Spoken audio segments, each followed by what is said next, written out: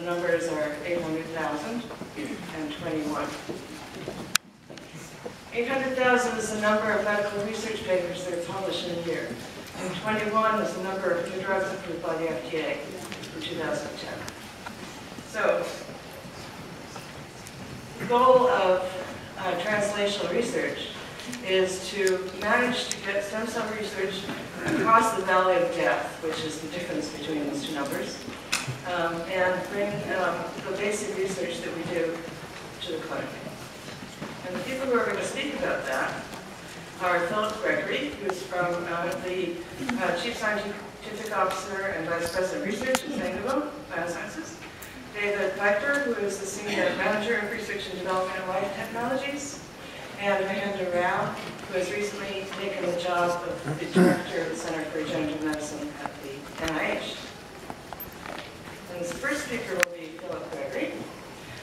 He is the, as I said, from Sangamo Biosciences. He's going to be talking about doing genetic corrections using a technology called zinc finger nucleases and how those can be applied to stem therapies, new applications. Thanks.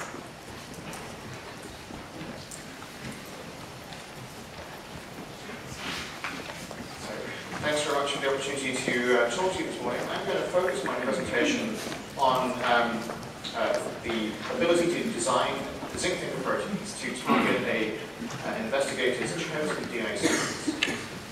And just one reason why we want to think about that is that the genome, represented here by this sky of chromosomes, represents is actually a new drug target for us.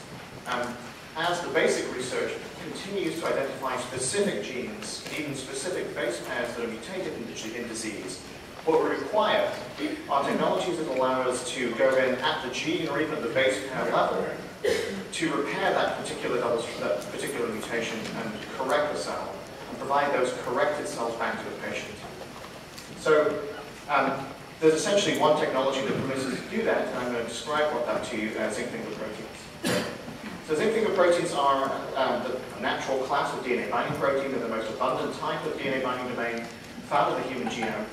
They actually outnumber all the other types of DNA binding domain put together. And so what you're seeing here is the versatility of this domain. It's used throughout evolution to create new proteins that recognize different DNA sequences.